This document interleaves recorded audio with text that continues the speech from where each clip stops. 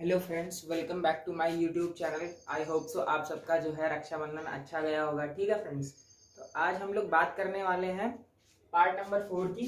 बहुत आसान टॉपिक है समझने के लिए और बहुत टफ भी है। अगर आप लोग आराम से समझोगे तो बहुत आसान लगेगा, और थोड़ा सा भी अगर आप कंफ्यूज होने लगे तो ये फिर टॉपिक बहुत ज़्यादा घुमाता है। ठीक है फ्रेंड्स, तो आज का जो हम लोग का टॉपिक है, टॉपिक का नाम है वैद्युत द्विध्रुव के कारण निरक्षीय रेखा यानी इक्वेटोरियल लाइन पर स्थित बिंदु पर वैद्युत क्षेत्र की तीव्रता का मान।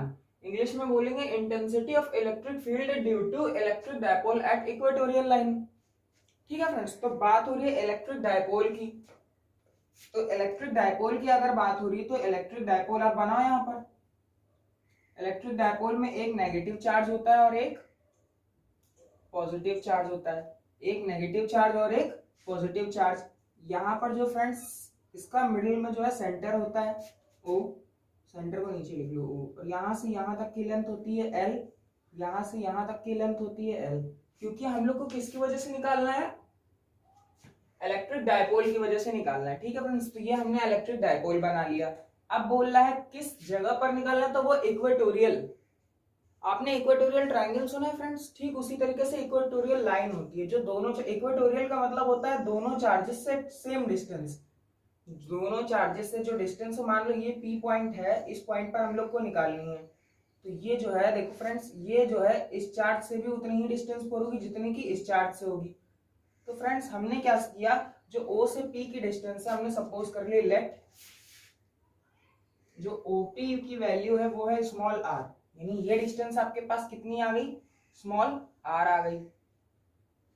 ठीक है फ्रेंड्स, तो अब हमें चाहिए ये डिस्टेंस और ये डिस्टेंस। ठीक है फ्रेंड्स, अच्छा अभी हम लोग बात करने वाले हैं, आप लोग को बताया था मैंने कि जो इंटेंसिटी ऑफ इलेक्ट्रिक फील्ड होती है यानी वैद्युत क्षेत्र की तीव्रता, वो माइनस की वजह से जो है टुवर्ड्स द चार्ज होती है यानी चार्ज की तरफ होती है, और प्लस की वजह से जो है चार्ज से बाहर की तरफ होती है। प्लस की वजह से चार्ज से बाहर की तरफ होती है। तो फ्रेंड्स प्लस की वजह से आप लोग पहले देखो, प्लस की वजह से इस पी पॉइंट पर जो इंटेंसिटी ऑफ इलेक्ट्रिक फील्ड होगी वो होगी बाहर की तरफ इस तरीके से। इसको आप लोग E1 बोल दो।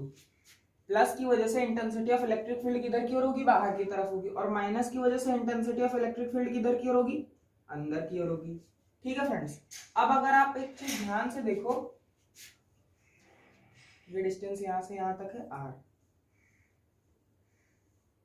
अगर आप ध्यान से देखो तो ये चीज कुछ ऐसे मिल रही है आपको। ठीक है फ्रेंड्स, और ये आपकी जो हॉरिजॉन्टल एक्सिस है, अगर हम इसको यहां पर ड्रॉ करें तो ये इस वाले एंगल की बाइसेक्टर होगी। ठीक है फ्रेंड्स, ये जो एंगल होगा इसको भी यहाँ पर इस तरीके से हम लोग ये अलग डायग्राम देख रहे हैं, इसमें हो सकता है थोड़ा सा कॉम्प्लिकेटेड हो जाए, इसलिए मैंने यहाँ पर आपको अलग बनाया। तो जितना एंगल आपका ऊपर वाला होगा उतना ही एंगल आपका नीचे वाला होगा। इसको थीटा बोल दो। ये इंटेंसिटी हो जाएगी E2 माइनस की वजह से। प्लस की वजह से आपकी जो इंटेंसिटी होगी वो बाहर की तरफ होगी, और जो माइनस की वजह से इंटेंसिटी होगी वो टुवर्ड्स द चार्ज होगी। अब इनके बीच का ये जो हॉरिजॉन्टल एक्सिस से ये लोग एंगल बना रहे हैं वो थीटा बना रहे हैं। तो आप लोगों ने फ्रेंड्स एक चीज पढ़ी होगी, यहाँ पर देख लो, जब कभी भी कोई भी चीज जो है किसी एंगल थीटा पर आ जाती है, मान लो ये फोर्स ही आपकी थीटा पर आ गई, तो ये अपने कंपोनेंटों में ब्रेक हो जाती है। हॉरिजॉन्टल एंड वर्टिकल यानी कि क्षैतिज घटक और ऊर्ध्व घटक में टूट जाती है। तो जो फोर्स किसी एंगल थीटा पर आ गई है, तो जो एक्स अक्ष होता है यानी कि क्षैतिज अक्ष, वो उसमें कॉस के कंपोनेंट में ब्रेक होती है, यानी इसको बोलेंगे एफ कॉस थीटा। और जब ऊर्ध्व घटक में टूटती है तो उसको बोलते हैं एफ साइन थीटा। ठीक है फ्रेंड्स, तो कुछ यही प्रोसेस हम लोग यहाँ पर लगाएंगे। ये अपने घटकों में कैसे टूटेगा वो देखो फ्रेंड्स। अब आप देख रहे होगे कि ये थीटा है और ये भी थीटा है, ये इंटेंसिटी ऑफ इलेक्ट्रिक फील्ड है, ये E1 है और ये क्या है? E2 है। तो ये अपने क्षैतिज अक्ष पर जो है कॉस में ब्रेक हो जाएगी, इसको बोलेंगे यहाँ पर हम लोग E1 कॉस थीटा। और अपने ऊर्ध्व घटक तो इसका इधर की तरफ आएगा, इधर ब्रेक होगा E1 साइन थीटा में। ठीक है फ्रेंड्स, इसी तरीके से जो E2 है वो अपने ऊर्ध्व घटक यानी कि नीचे की तरफ ब्रेक होगा, वो होगा E2 साइन थीटा। और E2 जो है अपने क्षैतिज घटक में जब ब्रेक होगा तो यानी कि ये आएगा यहाँ पर E2 साइन थीटा। ठीक है friends, sorry E2 cos theta आएगा यहाँ पर, E2 कॉस थीटा। ठीक है फ्रेंड्स,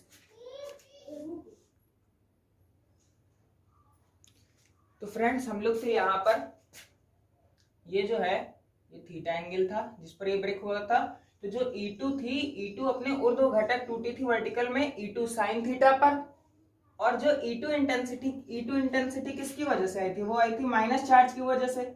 तो ये अपने क्षैतिज घटक में टूटी थी कॉस थीटा में। तो वो प्रोसेस जो वहां पर हम लोगों ने डायग्राम में सेपरेट बनाया, ये आप लोग यहाँ पर समझो। अब जब E1 ब्रेक होगा तो वो ऊपर की तरफ ब्रेक होगा, यानी वर्टिकल एक्सिस में E1 साइन थीटा में। अब जो यहाँ पर ब्रेक होगा तो वो ब्रेक होगा यहाँ पर E1 कॉस थीटा में। ठीक है फ्रेंड्स, इसी तरीके से जब E2 ब्रेक होगा तो E2 अपनी वर्टिकल एक्सिस यानी यहाँ पर ब्रेक होगा E2 साइन थीटा में, और उसके बाद जब यहाँ पर इस एक्सिस पर आएगा क्षैतिज अक्ष पर तो यहाँ पर ब्रेक होगा E2 कॉस थीटा में। ठीक है फ्रेंड्स, यानी कि कुल मिलाकर जब हम लोग टोटल तीव्रता निकालेंगे, कुल इंटेंसिटी ऑफ इलेक्ट्रिक फील्ड निकालेंगे, तो वहां पर हम लोग दो चीजें देखेंगे।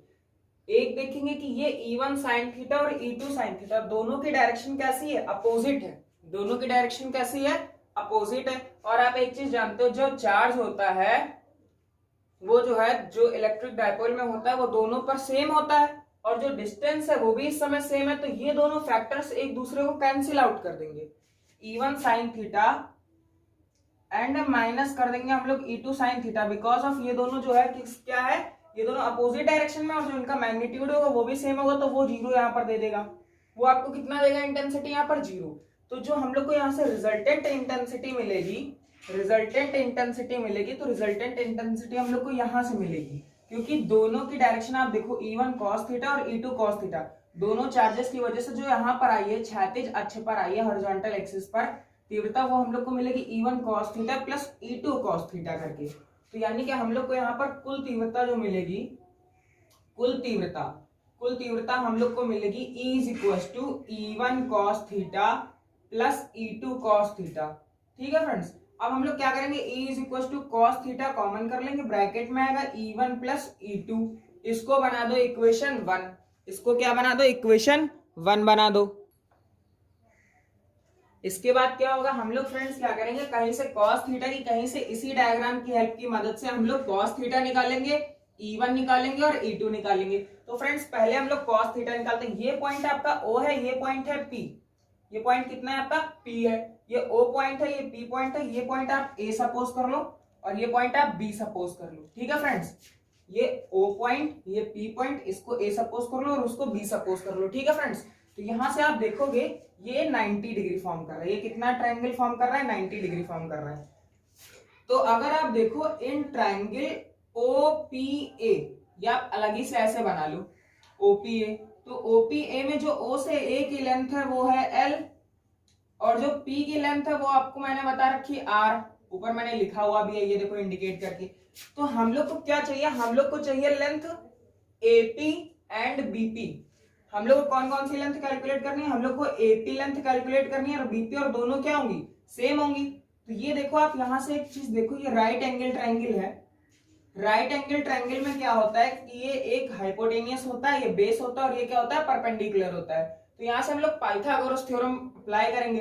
पाइथागोरस थ्योरम क्या होती है कि जो AP का स्क्वायर होगा, जो AP का स्क्वायर होगा वो होगा AO का स्क्वायर प्लस OP का स्क्वायर, AO का स्क्वायर प्लस OP का स्क्वायर। इसके बाद फ्रेंड्स A से O की लेंथ कितनी है, L है, A से O की लेंथ है L और O से P की लेंथ है R। यहां से हो जाएगा ये AP का स्क्वायर, स्क्वायर एक साइड से हटता है तो दूसरे साइड लग जाता है रूट, यानी ये लेंथ आ जाएगी under root R square plus L square. ये लेंथ कितनी आ गई आपकी यहां से फ्रेंड, ये आ गई R square plus L square, और इधर भी ये लेंथ कितनी आ जाएगी आपकी R square plus L square, क्योंकि दोनों लेंथ क्या है, सेम है। ठीक है फ्रेंड्स, इतना आपको समझ में आया। इसके बाद फ्रेंड्स देखो क्या होगा, इसके बाद जो है हम लोग क्या करेंगे, इसके बाद जो है हम लोग निकालेंगे cos थीटा की वैल्यू, E1 की वैल्यू और E2 की वैल्यू। तो फ्रेंड्स देखो cos थीटा की वैल्यू कितनी आएगी, यहाँ पर cos थीटा की भी वैल्यू देख लो। अब cos थीटा इक्वल टू कितना होता है इस ट्रायंगल में, इसी ट्रायंगल की बात कर रहा हूं। cos थीटा इक्वल टू होता है बेस अपॉन हाइपोटेनियस, यानी OA upon AP, OA upon AP। अब OA का मतलब कितना हो गया L, और एपी का मतलब कितना हो गया, एपी आपने अभी निकाला है under root R square plus L square, under root R square plus L square, ये आ गया आपका कॉस थीटा यहाँ से।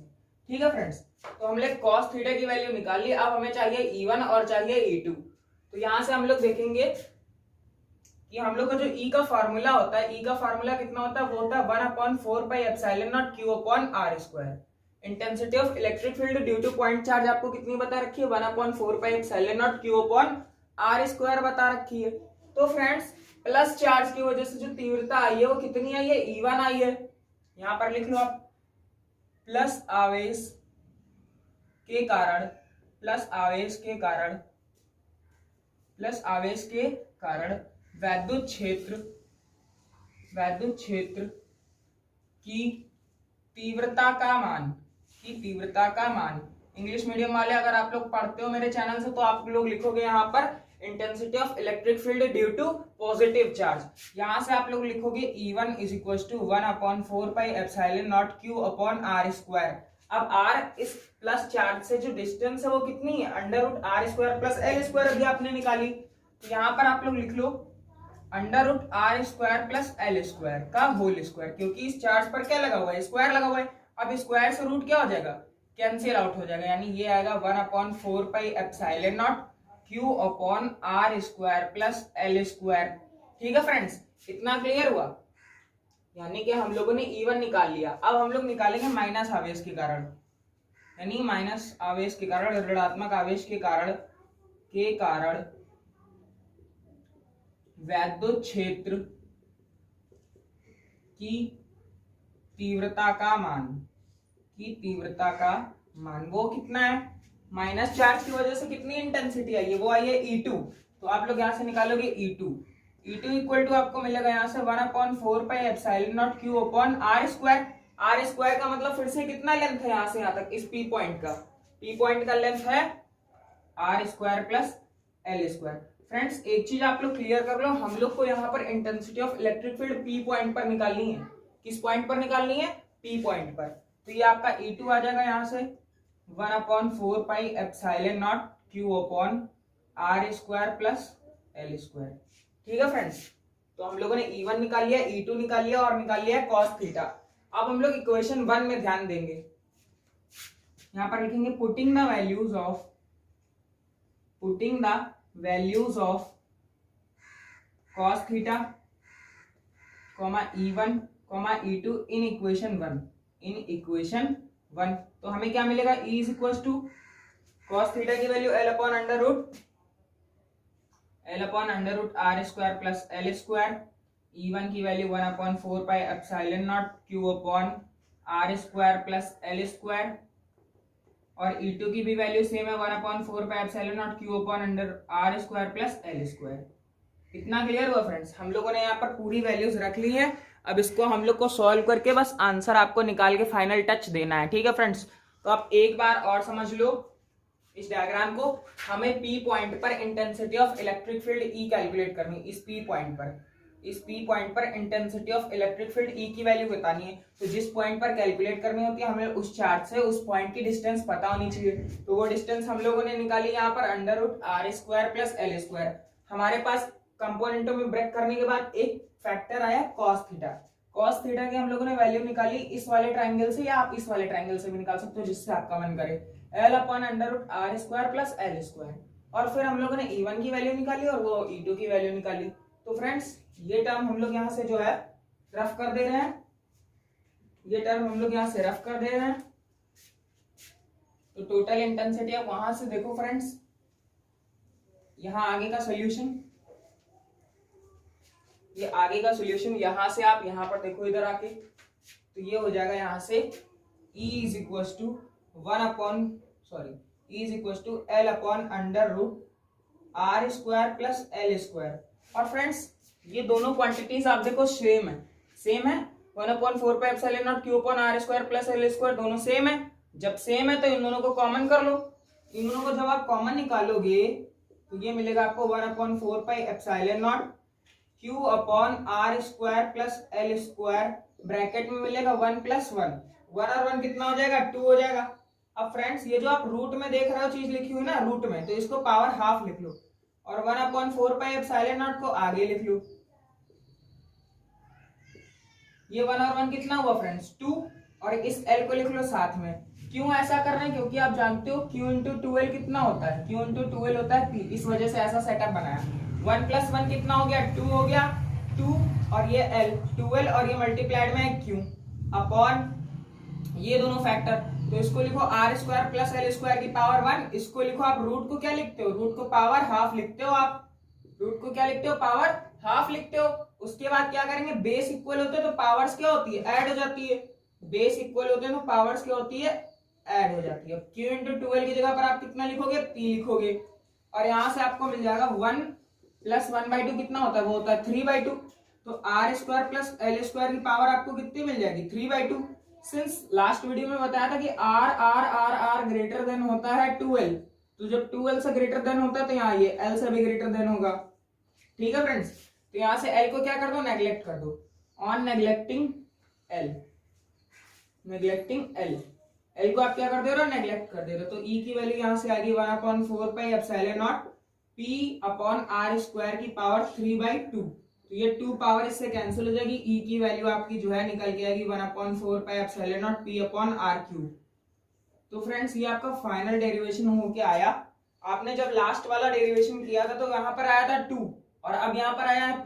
ठीक है फ्रेंड्स, तो ये आपका full and final derivation diagram आप एक बार और समझ लो। ये आपका वैद्युत द्विध्रुव है जिसके केंद्र से जो है हमें r दूरी पर, कितनी दूरी पर r दूरी पर P पॉइंट पर इंटेंसिटी ऑफ इलेक्ट्रिक फील्ड निकालनी है। ठीक है फ्रेंड्स, क्योंकि प्लस की वजह से इंटेंसिटी बाहर की तरफ होती है तो ये E1 मिल जाएगा, ये एक क्षैतिज अक्ष खींचने पर थीटा कोण पर आ जाएगा, और इसी तरीके से माइनस से जब आप निकालोगे तो वो E2 चार्ज की तरफ आएगी, यहाँ पर भी ये थीटा कोण पर आ जाएगा। जब कोई चीज थीटा कोण पर आती है तो जिधर थीटा होता है उधर वो अपने कॉस में ब्रेक होता है, और थीटा के अपोजिट वाली एक्सिस पर वो अपने साइन में ब्रेक हो जाता है। तो इस तरीके से ये E1 sin थीटा आया, ये E2 sin थीटा आया, क्योंकि ये दोनों मैग्नीट्यूड में सेम होंगे परिमाण में, इस वजह से इनको काट के हम लोग को 0 मिल जाएगा। और इन दोनों को क्या होगा, ये दोनों सेम है तो आपने पहले देखा कि उसको हम लोग ऐड करके इंटेंसिटी ऑफ इलेक्ट्रिक फील्ड निकाल लेंगे। ओके फ्रेंड्स, कमेंट सेक्शन में आप लोग वो चीज मुझे जरूर शेयर करके बताया करो जो आपको जो है समझ में नहीं आ रहा है, मेरी स्पीड तेज है स्लो है, समझ में आ रहा है आपको या नहीं समझ में आ रहा है। ठीक है, कुछ इस तरीके का फ्रेंड्स। Thank you friends.